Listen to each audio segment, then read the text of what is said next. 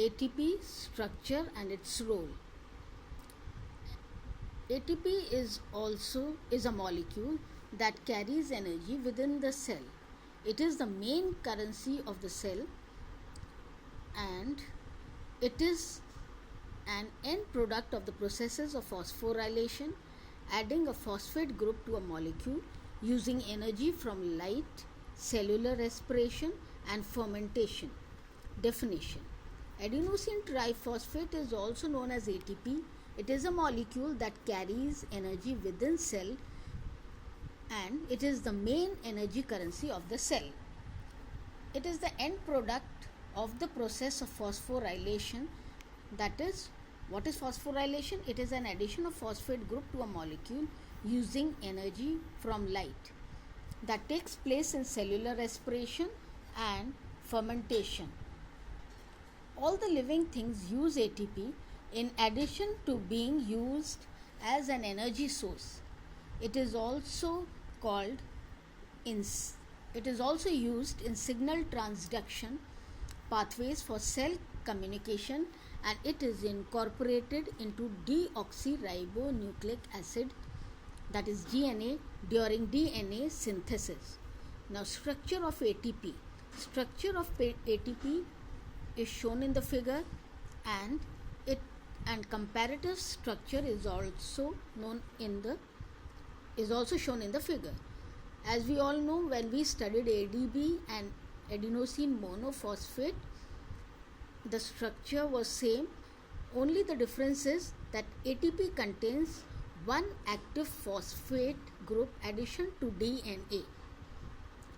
The curved portion or the curved bond between oxygen and phosphate group shows this is very unstable and can easily be broken to produce energy, and this is when one more group breaks from ATP or two breaks up, it forms adenosine monophosphate. It contains adenosine group, adenine, ribose group.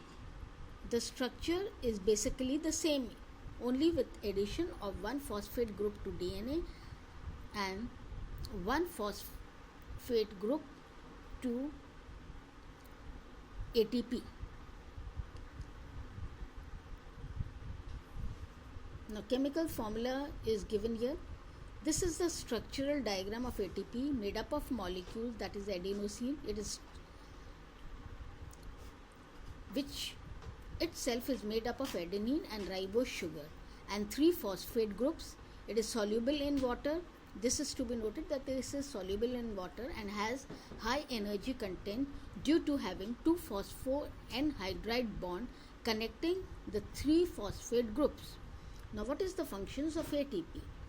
ATP serves as energy source, and it serves as DNA synthesis. These are the two main functions, that is energy source and formation of DNA. ATP is the main energy currency that is used in all our cellular activities. When ATP is hydrolyzed and converted into adenosine diphosphate, that is ADP, energy is released. The removal of one phosphate group releases 7.3 kilocalories per mole or 30.6 kilojoules per mole under standard condition. This energy powers all the reaction that takes place inside the cell.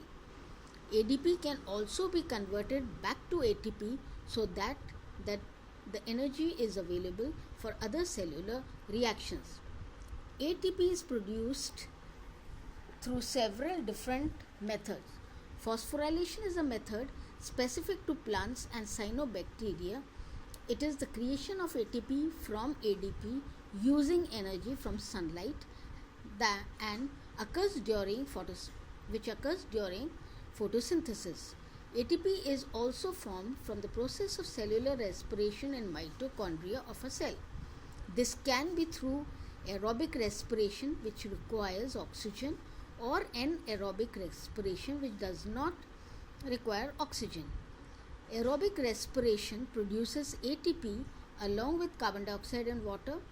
from glucose and oxygen. Anaerobic respiration uses chemicals other than oxygen, and this process is primarily used by archaea and bacteria that lives in anaerobic conditions and environments. The fermentation is the other way of producing ATP that does not require oxygen. It is different from anaerobic respiration because it does not use an electron transport chain. Yeast and bacteria are examples of organisms that uses fermentation to generate ATP. Now the next function is DNA synthesis.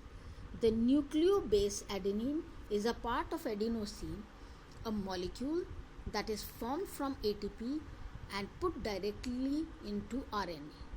The other nucleobases in RNA are cytosine, guanine, and uracil are similarly formed from CTP, GTP, and UTP. Adenine is also found in DNA. That is, its incorporation is very similar, except ATP is converted into the deoxyadenosine triphosphate, that is DATP, before becoming a part of DNA strand. Now other molecules related to ATP are, we studied earlier, ADP, AMP and CMP, that is adenosine diphosphate, adenosine monophosphate and cyclic adenosine monophosphate. The structure we had discussed earlier. Now a simple revision in relation to ATP. Other molecules which are related to ATP have similar names such as ADP, adenosine diphosphate, adenosine monophosphate and cyclic adenosine monophosphate. In order to avoid confusion, it is important to know some differences between these molecules. So the differences are ADP, adenosine diphosphate, which is sometimes also known as adenosine pyrophosphate, especially in chemistry, as already been mentioned in this article. It differs from ATP because it has two phosphate groups. ATP becomes ADP with the loss of the phosphate group, and this reaction releases energy. ADP itself is formed from adenosine monophosphate. Cycling between ADP and ATP during cellular respiration gives cells the energy needed to carry out all cellular activities. Now adenosine monophosphate. Adenosine monophosphate, that is AMP, also known as 5-adenylic acid, has also one phosphate group. This molecule is found in RNA and contains adenine, which is a part of a genetic code. It can be produced along with ATP from two ADP molecules or by hydrolysis of ATP. It is also formed when RNA is broken down. It can be converted into uric acid, which is a component of urine and excreted via the bladder. Now cyclic adenosine monophosphate.